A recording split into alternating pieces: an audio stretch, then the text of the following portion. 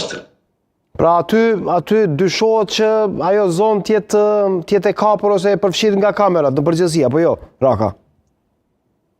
Unë t'ju them drejtën, ne në Kaçanik nuk kemi shumë njohuri rreth kamerave se a funksionojnë kamerat në qytet apo jo. Dhe ky shqetësim është ngritën nga asamblesët në kuvend komunal. Po, a ka shqetësuar qytetarët ky rast dhe është diçka që mund të ndikojë në idenë e qytetarëve për sigurinë e përgjithshme në komunë të Kaçanikut, zoti Raka? Unë e thash edhe më herët që Kaçaniku njihet si qytet i qetë, mirë po rastet të tilla padyshim se ngjallin frikë dhe pasiguritë të qytetarëve.